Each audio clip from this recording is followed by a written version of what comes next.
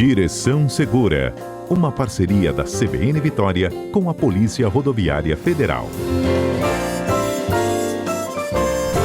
Este ano, esse programa, particularmente, tem sido um programa em que a gente está falando muito de aumento do reforço, de policiamento, expectativa para Natal, Ano Novo, férias escolares, chegada dos turistas em janeiro. E é claro que a gente não podia deixar de contemplar a 262, né?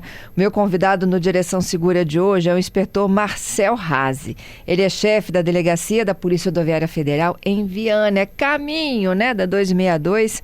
Ei, Marcel, bom dia! Bom dia, Fernanda. Bom dia a todos que estão nos escutando. É um prazer falar com vocês e poder falar um pouco da 262, né? Que é uma rodovia aí que precisa ter uma atenção bem especial. Isso aí. E não é para amadores, né? Não é. É uma rodovia já antiga. O fluxo está cada vez mais intenso. A gente precisa ter um pouco de cuidado quando a gente for pegar a estrada. Isso aí. Como é que é a fiscalização de vocês? Você já percebeu que é um aumento do fluxo ou é aquele ainda de final de semana? Então, né, primeiramente, obrigado por dar essa oportunidade para a gente de falar sobre a 262. É uma rodovia que, como a gente acabou de falar, requer alguns cuidados. O fluxo a gente percebe que vem aumentando e interessante é o aumento tanto no setor logístico quanto ao turístico, né? Uhum. Então, é o turista que vem de Minas Gerais para o Espírito Santo ou do interior que está descendo sentido da capital e até mesmo quem está saindo da capital e está seguindo para o interior para poder turistar, para poder ver suas famílias. Então, o trânsito é intenso nos dois sentidos, a gente pode dizer aí agora no final do ano. Entendido. E tem um trânsito que é de veículo, já é de muito movimento e também o trânsito pesado, né? Que é o que complica, né? Perfeito. E como eu disse, né, é uma rodovia antiga e a gente não tem grandes áreas para fazer uma ultrapassagem. Os veículos são veículos lentos que acabam atrapalhando um pouco aí o nosso trajeto, o tempo que a gente deseja fazer a viagem. Então, urgentemente a gente precisa aí que as coisas evoluam na 262. Isso aí. E aí, vamos falar um pouquinho de quais são os pontos que você merece atenção, de quem conhece para quem não conhece, como é que é a fiscalização de vocês? Vamos lá, então. A BR-262, né, a grande parte dela não é duplicada, são pistas simples.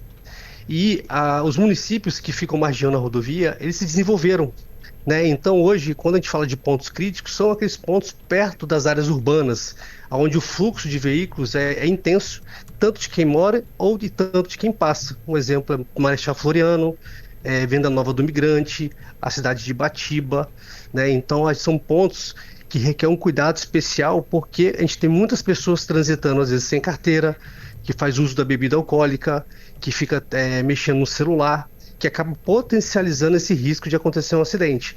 O que a PRF faz, né? A gente intensifica essas fiscalizações nessas áreas onde a gente identifica que comumente está acontecendo os acidentes, para que a gente consiga ali, né, diminuir essa incidência que gera um acidente grave e muitas vezes o óbito também na rodovia.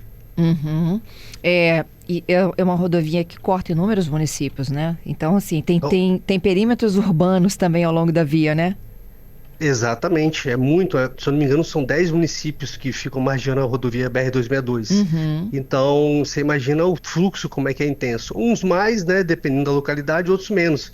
Mas de qualquer forma aí, em função desse trânsito pesado que a gente tem, né, a quantidade de carros que vai aumentando ao longo do tempo, a gente requer cuidados que a gente tem que ter aí para poder dirigir por ela. Pois é, Marcel, e aí que tá, né? Eu não sei o que acontece, como tem acidente na 262.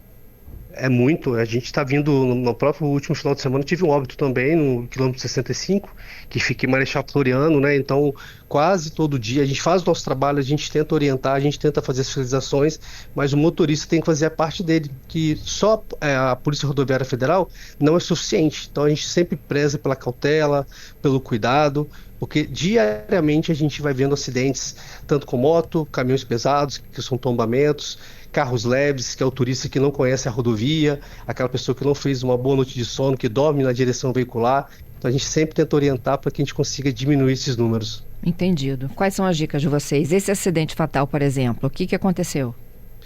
Foi uma colisão transversal, a pessoa que foi atravessar a rodovia não se atentou que viu um veículo no outro sentido e acabou batendo na lateral do veículo. Então é isso que a gente pede, atenção. Vai pegar a estrada, uma boa noite de sono, verifique se o seu veículo tem condições de transitar, se está com o pneu certinho, se as condições de manutenção estão feitas, porque ele pode quebrar numa curva, por exemplo, que isso vai gerar outro acidente, né? Então a gente tenta pedir, vai dirigir, não faça ingestão de bebida alcoólica, não mexa no celular durante o trajeto. A 262, para quem sobe com frequência, verifica que existem muitos acessos ao longo da rodovia, então a pessoa vem de uma velocidade incompatível, a pessoa entra na rodovia, não dá tempo de fazer uma freada, fazer ali, segurar a manobra, e acaba também tendo um risco do acidente.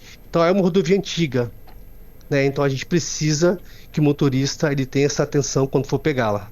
Entendido. Quais são as dicas de vocês aí para essa alta temporada?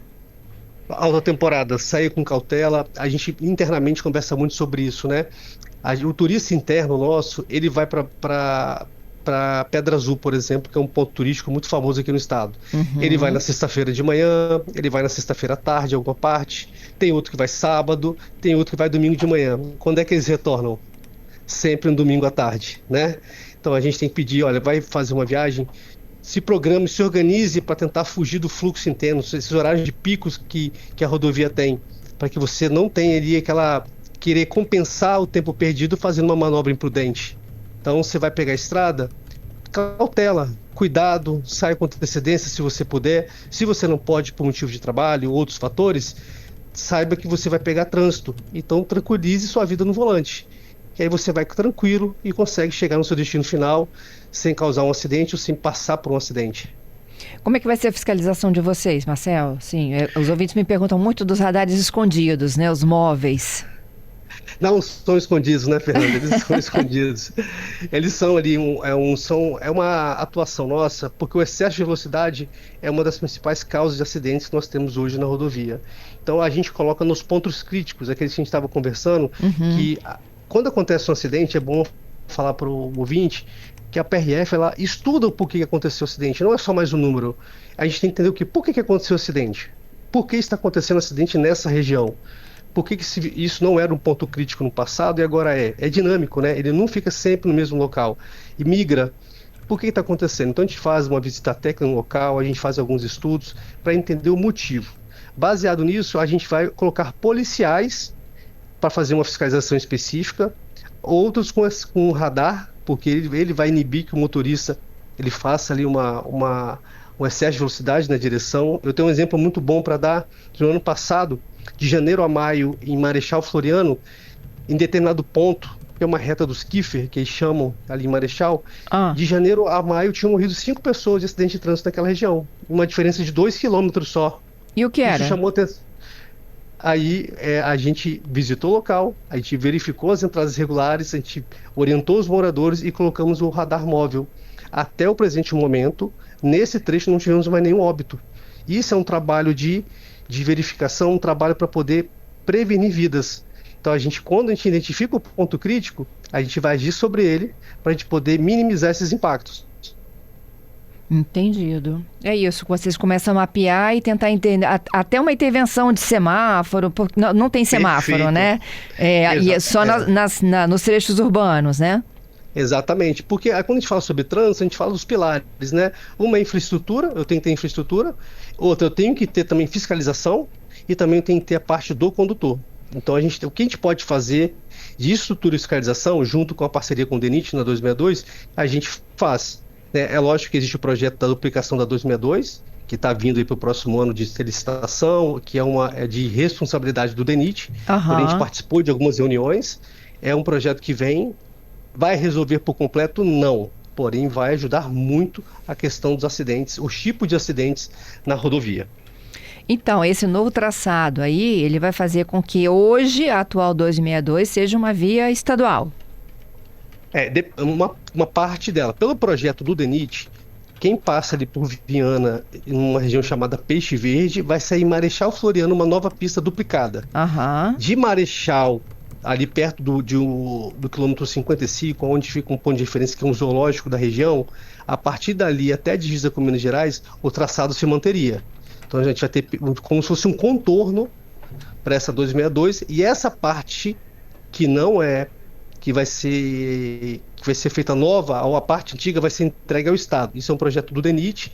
A gente precisa depois atualizar se realmente está nessa linha de raciocínio. Aham. Mas a ideia é essa: uma pequena parte só vai ser um traçado novo, mas grande parte da rodovia vai aproveitar o mesmo traçado para poder fazer a duplicação. O Bruno está aqui fazendo um trocadilho, né? Dizendo o seguinte: a gente tem limite de velocidade, os carros nunca, cada vez mais potentes. Exatamente. Eu vou dar um exemplo do contorno, né? Aham, Contorno 100% duplicado, correto? correto. Hoje o meu gargalo, eu chamo gargalo, meu maior problema hoje de acidente é na rodovia do contorno.